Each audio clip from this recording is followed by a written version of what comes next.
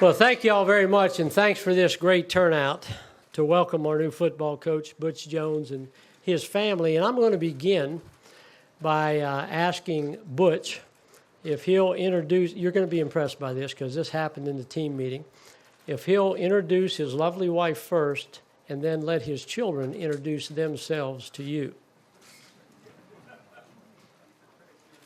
Good afternoon, and excited to be joining the family, and I'd like to introduce my wife, Barb.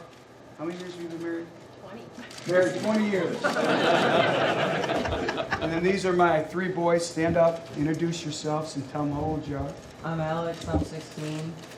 I'm Adam and I'm 11. I'm Andrew and I am 5 years old. And Andrew's already committed to Tennessee. We welcome this great family to our family, and because now they're a part of the Vol family.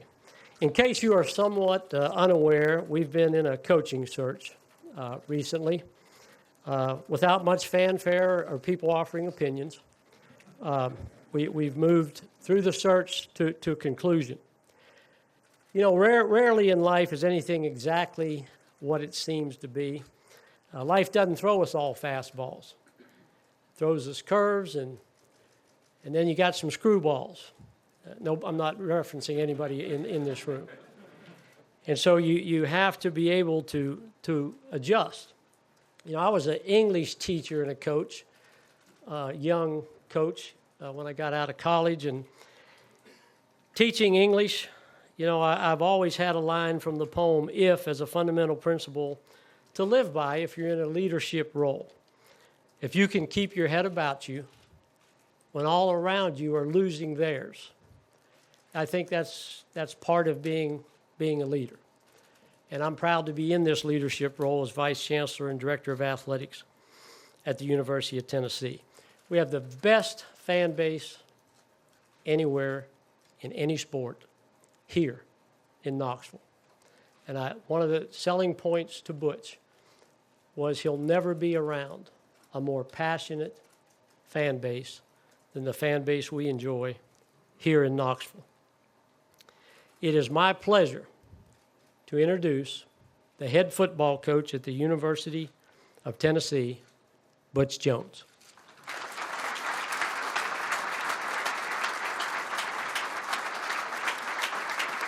Where we got the helmet? Where's the helmet, Jimmy? Oh, Jason, he's sleeping. Jason. He's sleeping with it. Jason, quit texting.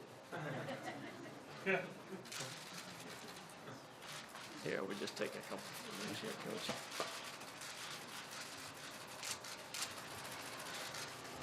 Okay, this right here.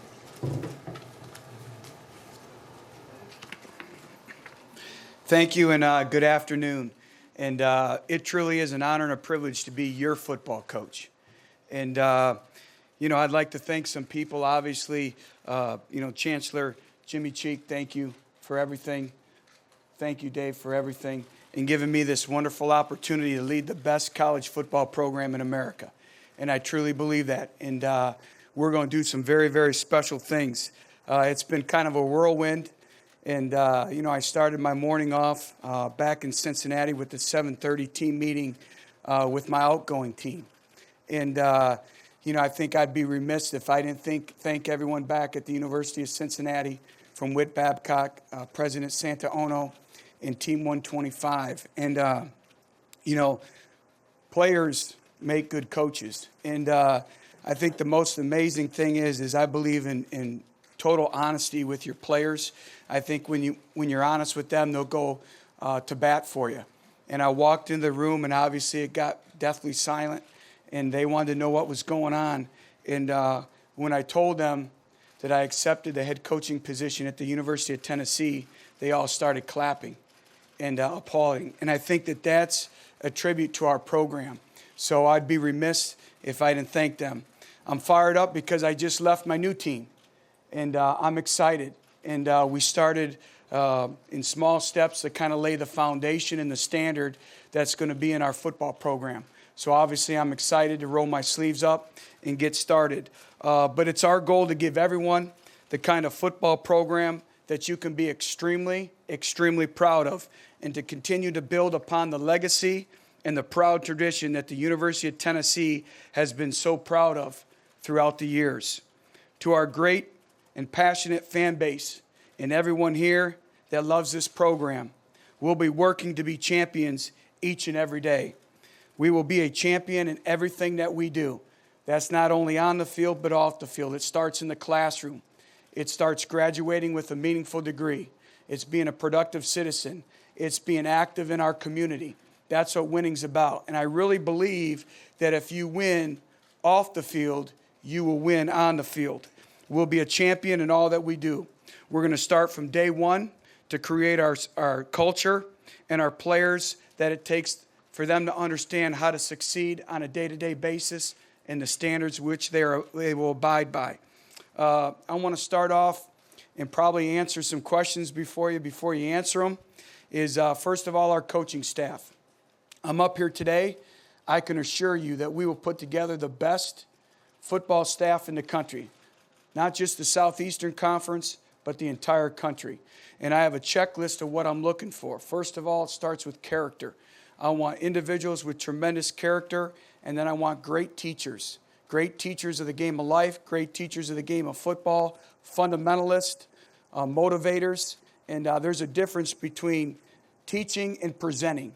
Anybody can present anything, but we want great teachers and individuals that have a passion to be here at the University of Tennessee. To our letter winners, you are the foundation. You will have an open door policy at our practices. You have laid the foundation for us to have much success for many years to come. And I'm a firm believer, our letter winners are the program, and they'll be welcome back at any time.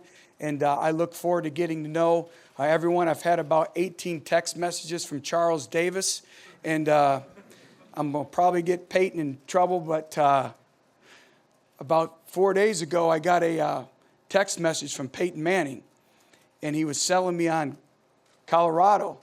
And he said it's hard for a person from the University of Tennessee to be selling somebody to come to the University of Colorado.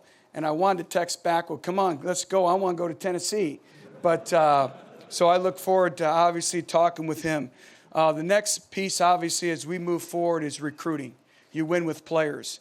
And let me make no mistake about it. We are going to win first and foremost with the great state of Tennessee.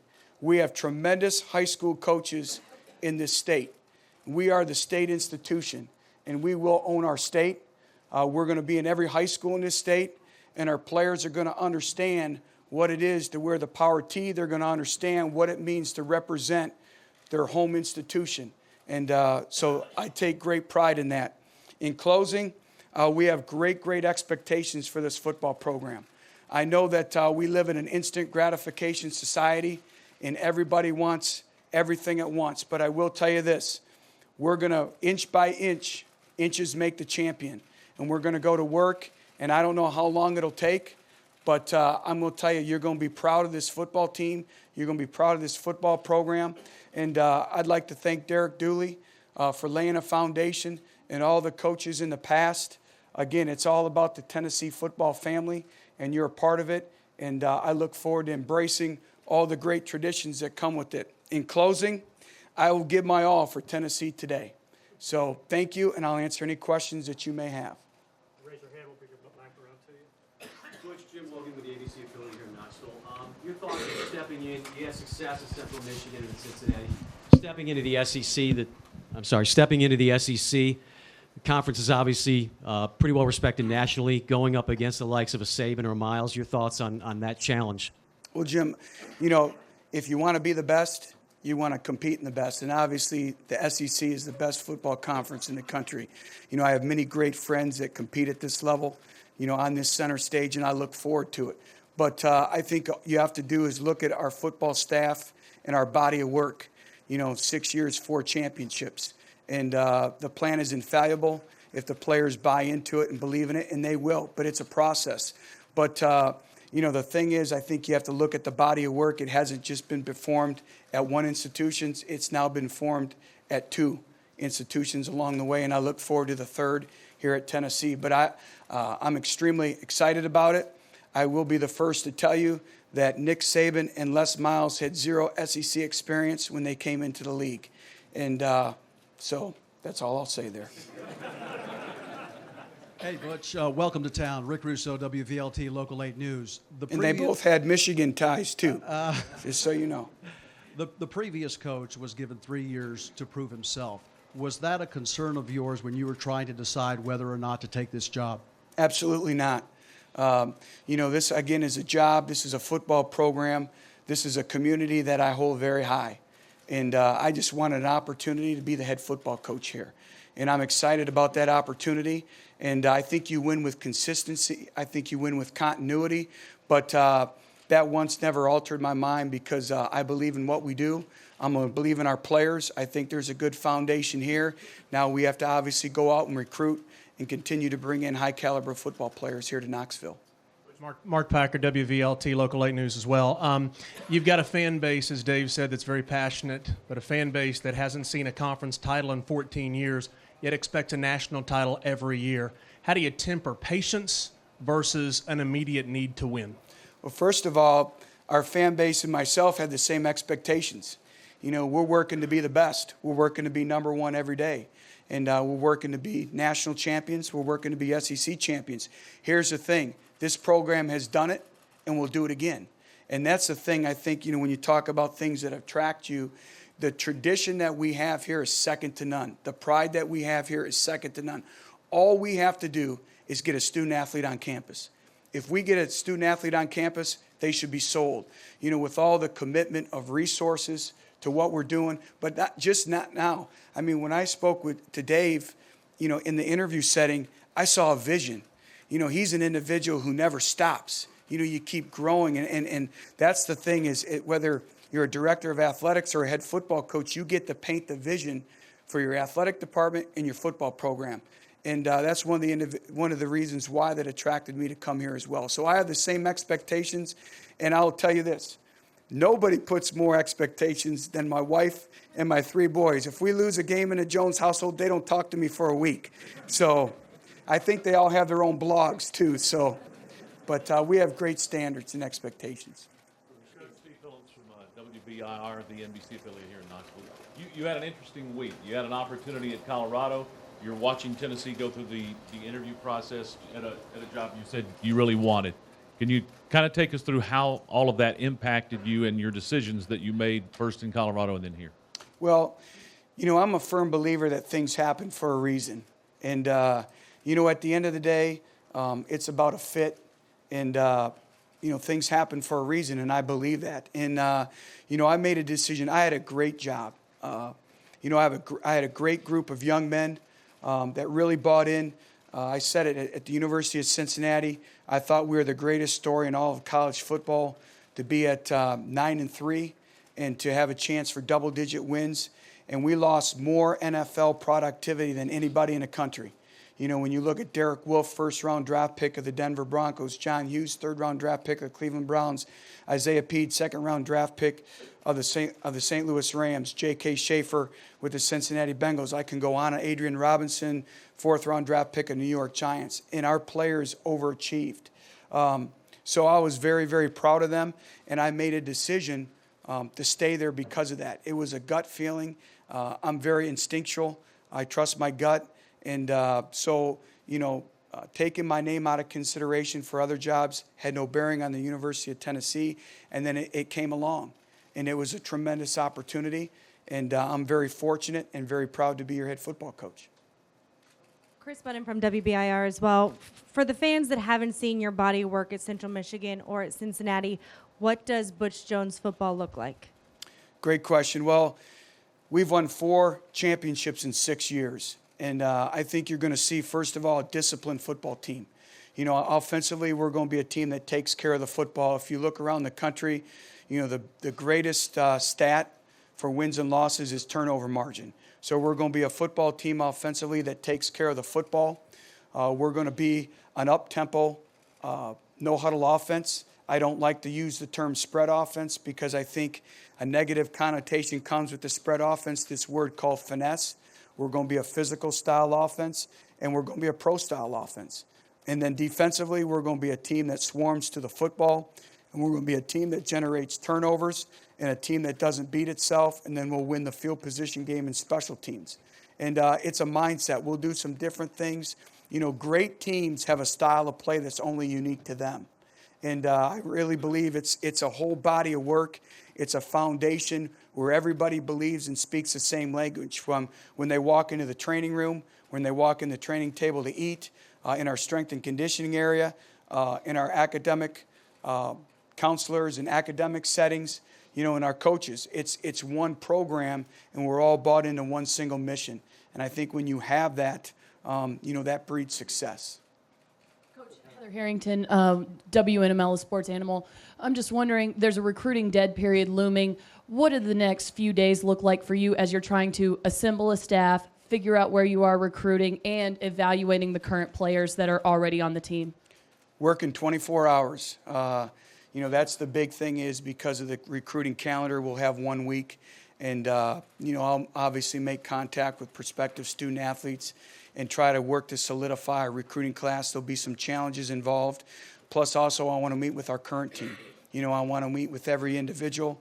You know, I want to talk with them. I want them to get to know me, so it's going to be a busy week. John Adams, Knoxville News Sentinel. Butch, you said your team was applauding when you made your announcement. That seems kind of unusual. Could you elaborate on that? Well, everything we do in our football program is based off of the core value of family. You know, it's a brotherhood. And I've been very upfront and honest with our football team through this whole process, and we're very close. You know, I don't like to use the term players coach because I think they think you're soft by nature. And I told our football team, I'm going to push you every day, because my biggest regret is that you would leave the University of Tennessee and you'd say, I wish you would have pushed me a little bit harder. But we're also going to love them, and we're going to care about them as people. And so I think when you have that relationship, it's respect. And, you know, I told them I did it for my family, and I told them this was my dream job. And that, you know, I've already basically had either verbal communication via phone or text messaging with just about every player on my football team ever since that. And that's the way we run our football program, and that's the way we'll do it here. Coach Zay Hakeem with CSS, Comcast Sports Southeast out of Atlanta. Have you had a chance to meet with the Tennessee team here yet? Yes, I did. What was the reaction of some of the leaders and the seniors that were on the team, or the upcoming seniors on the team? Well, you know what? I sensed an excitement level. I sensed a passion to want to win. And it was a very short meeting, basically an introduction and kind of get them going, and kind of let them kind of feel my personality and all that. And then we'll roll our sleeves up next week when I'm in a little bit and meet one-on-one. But it was just kind of get to know each other and kind of lay the foundation for the weeks to come when we hit the ground running once break is over with our strength and conditioning program. Lewis, VolQuest.com. You mentioned you wanted to play up-tempo on offense with, you know, spread elements. As part of that, would you prefer to have a running quarterback, or are you adaptable to that regards? And on defense, Tennessee was caught a little bit in transitioning to a 3-4 look. What's your preferred mode on that side of the ball? Well, Rob, I think the best coaches are the ones that mold their schemes around the players that they have. And so, you know, this year we didn't have a running quarterback. We made a change midway through the year. He's a drop-back passer. So, you know, we're going to play to the strengths of our players, and our offense is quarterback-oriented. Make no mistake about it, around the country, whether it's high school, college, or professionals, it starts with the quarterback. There's only two individuals who touch the ball in every snap, the center and the quarterback. So the quarterback is critical to our football team. So we'll base our offense around the quarterback skill set. Defensively, we'll go back to a four-man front.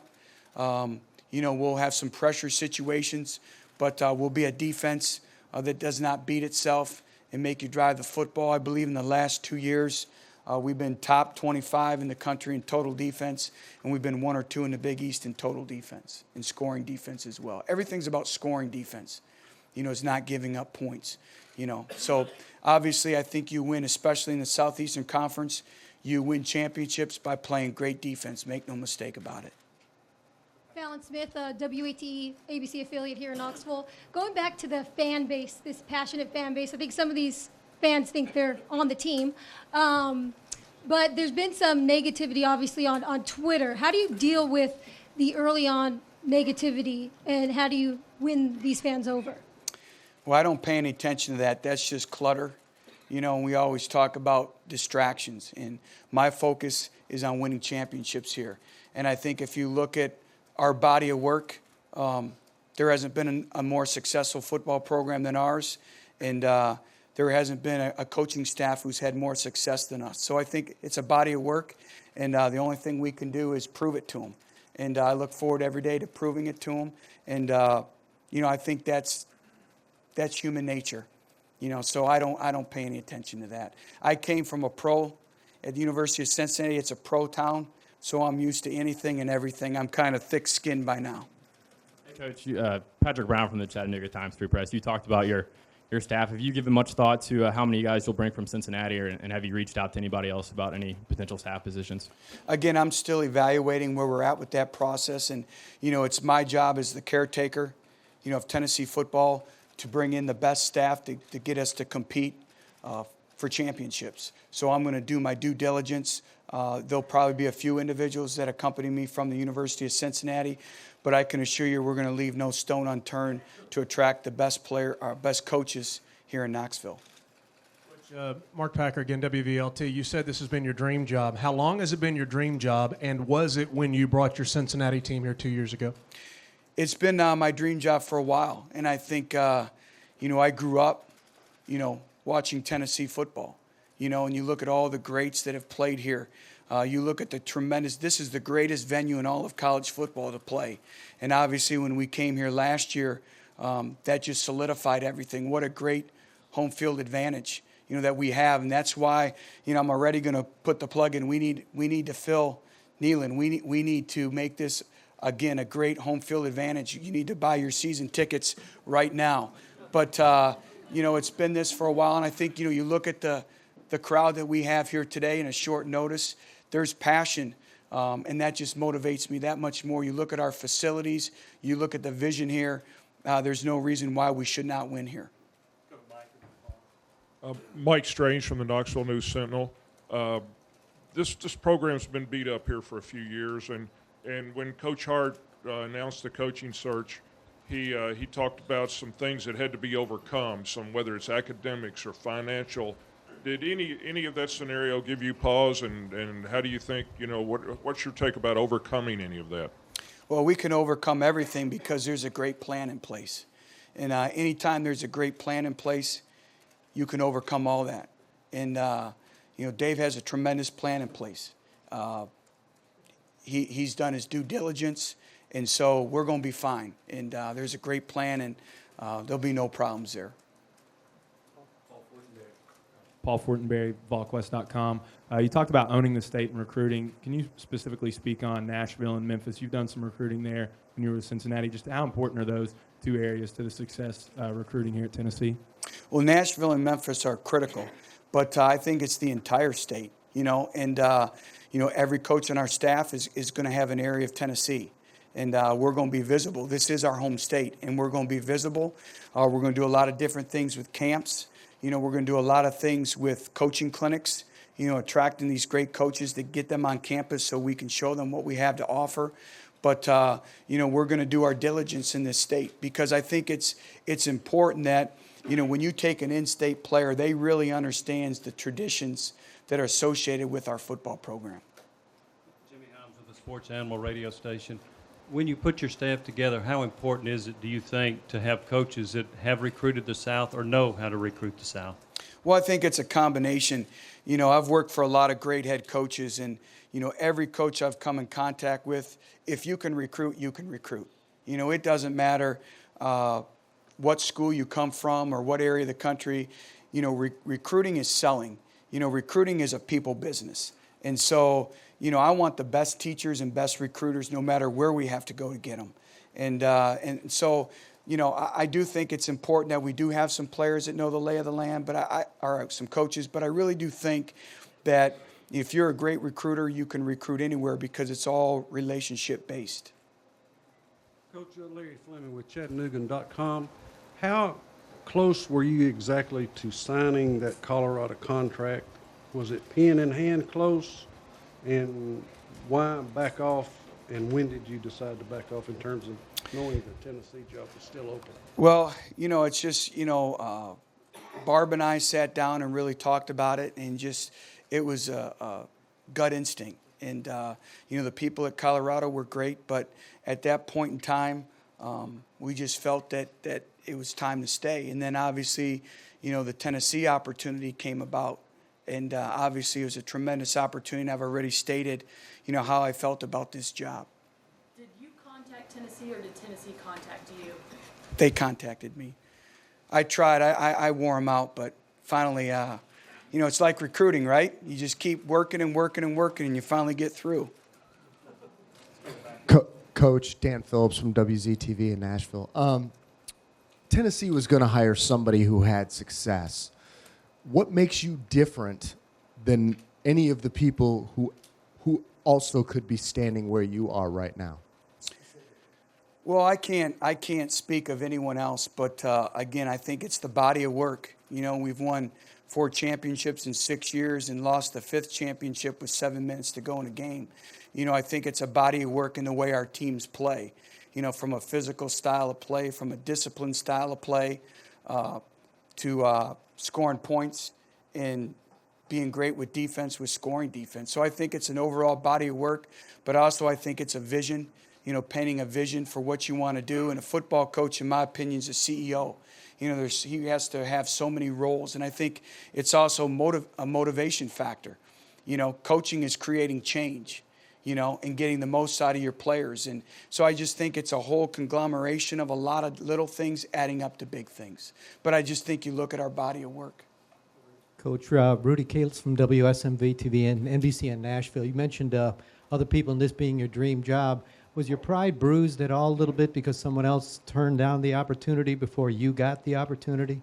Absolutely not. I think I was my wife's 3rd choice, and it's worked out for 20 years. So we're good.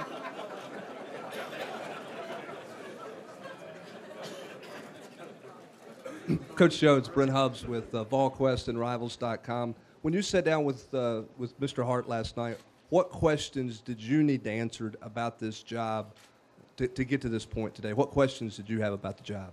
Well, I think, he beat me to the punch when he showed me all of his vision that he has for the football program. You look at our facilities. You look at the ability to attract an upper echelon student athlete to come to school here. You look at the opportunity to play in front of over 100,000 fans every game day. I think the place speaks for itself. Obviously we understand the tradition that's associated with this football program. And the other thing, when we talk about a dream job and all that, when I was young and it was Barb and I, we would move anywhere. But when you have 3 children, you become more selective. And we thought that Knoxville would be a tremendous community to raise our boys. And so I think that also played into that part as well.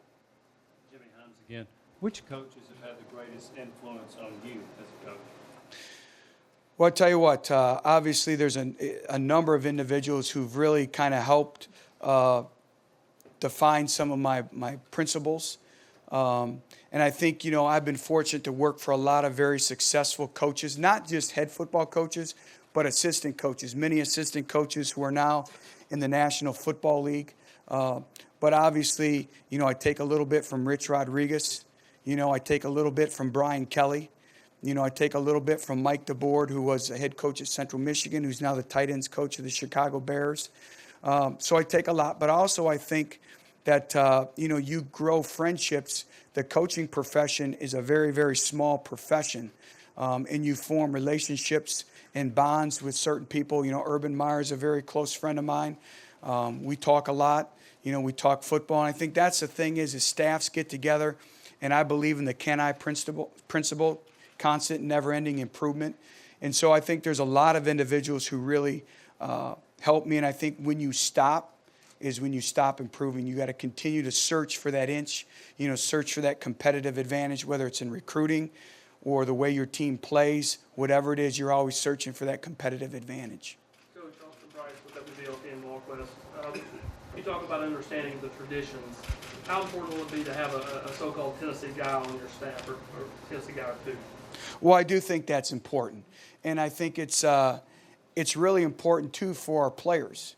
You know, understand that there's some players that have been there, done that. You know, that have gone through all those things. You know, the trials and tribulations and understanding where to go. So, you know, I'm going to work extremely hard at that component of our staff. Patrick Brown again. I think you've signed a handful of guys out of Florida. Cincinnati the past 2 years. Why do you think you've been able to have success down there, and what's your kind of stance in recruiting in that state? Well, I think, you know, it's all about relationships again, you know, and we recruited the state of Florida for a number of years. But basically, we've recruited, you know, all over. I recruited the state of Tennessee when I was at West Virginia, you know, so I've been here before. So, you know, I think that, again, it's relationships, but, you know, I've recruited all over the country. And we're going to go where the best football is. But above all else, we have a recruiting profile of the individual that we're looking for here at the University of Tennessee.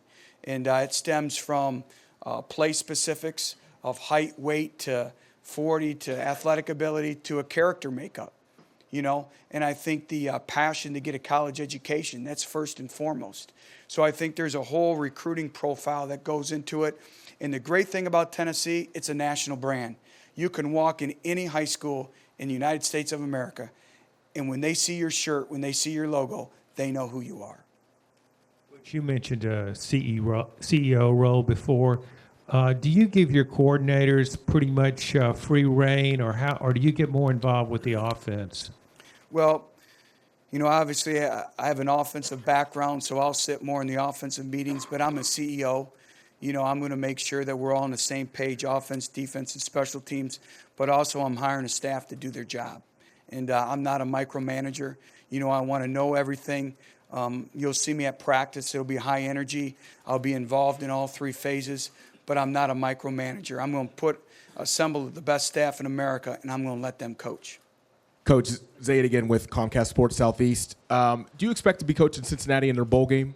No, I'm going to be here working and getting ready to go. Part of the question is, do you expect to reach out to T. Martin and have him possibly joining your staff? Well, you know, I'm still in that investigative stage, so to speak, of really trying to put together, you know, a really qualified staff. And obviously, he's a great coach. We all understand what he's meant to this football program. So obviously, he would be an individual that we would reach out to, but we're going to reach out to a lot of individuals. Balance Smith again with ABC affiliate in Knoxville. Speaking to some of the UT commits, they said they're excited to play for you because you are a quote-unquote players coach, that you connect with your players. Do you take pride and ownership in that? And speaking with the players today at 1:30, did you feel like an automatic connection, or is that what you were trying to portray at least? I did. You know, I felt a great connection. I felt an energy, a passion level. And, you know, I grew up the son of a chief of police for 35 years. I've been around people.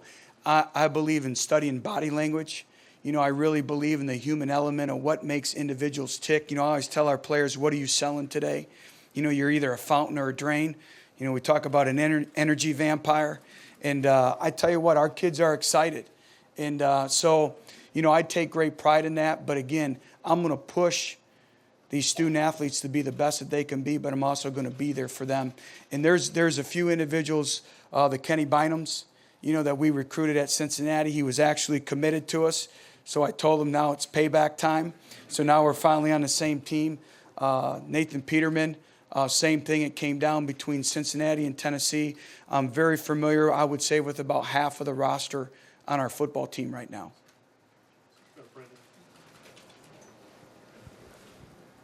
Hey, Butch. Brendan Quinn, Knoxville News Sentinel. This morning, speaking with the media in Cincinnati, your old AD, Whit Babcock, said that he was fairly confident that he was going to get you back next year. Can you just tell us about that, the actual moment that you decided that you were ready to put, you know, pen on paper? Well, you know, I think, you know, when you talk about, you know, we've all talked about players, coach, and relationships, and change is hard, and that's what I told our current football team. You know, is change is unsettling, but it's how you embrace the change. And, you know, I've invested three hard years there. And Whit Babcock is a very, very close friend of mine. And so it's hard to say goodbye, because, again, I'm standing up here today because of the success of our players back at Cincinnati. It's just like a quarterback. I think sometimes coaches get too much praise, when they win, and too much blame when you lose. And we have a phrase that we say, praise and blame, it's all the same. And but I'm standing up here today because of our team at Cincinnati, because they were successful. So,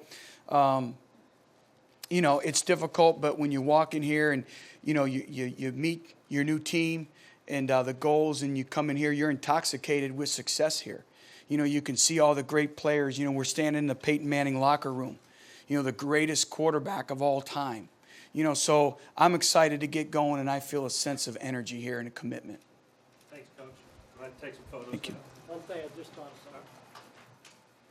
of, in the spirit of full disclosure, I didn't tell you about our schedule. Next year we go to Oregon, Alabama, and Florida. It's something I forgot to tell you.